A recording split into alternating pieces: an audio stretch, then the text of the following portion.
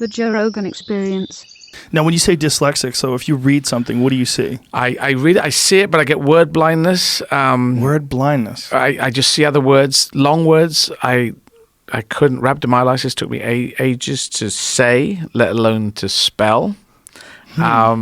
I just find it, I sub-vocalize, so that in my head I'm going, the man goes down, he turns, Jack, what are you doing here? I will almost say that, and when you're kids, they actually read it out loud, and I'm not reading it out loud, but I'm saying it in my head. And other people, they can do a page, they do this speed reading, and they just shouldn't, and they could just take in whole pages, and it's stunning. I don't understand that either. That's tricky. So my spelling was cat with a K, ceiling with an S, very logical spelling. My writing is all over the place, bigger letters, smaller letters, bigger letters. And they tested me and they said I'm severely atypically dyslexic.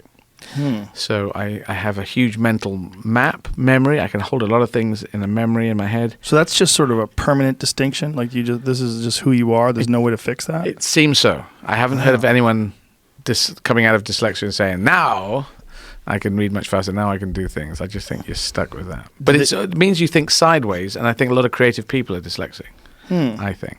Sideways? Yeah. So you see clouds, you see a lion in the clouds. You see, there's a train going through the sky, It's a creative thing. Juxtaposing things on your wall. You have juxtaposing thing, which is they don't lead from one to the other. They can be fighting right against it or completely bonkers or out of it. Just looking at here in the room, and linking things together. I think creativity, we're always trying to throw ourselves in comedy by something that's weird and opposite and funny. Caesar, you should, I'm going for the salad line when I said that. Caesar, do you ever think it's salad? And then it seems to make people laugh. They go, oh yeah, Caesar salad. Man, this guy he murdered a million Gaulish people, and he ends up as a salad. It's not a cognac. Napoleon gets a cognac, a brandy, but he's a salad. What's that about?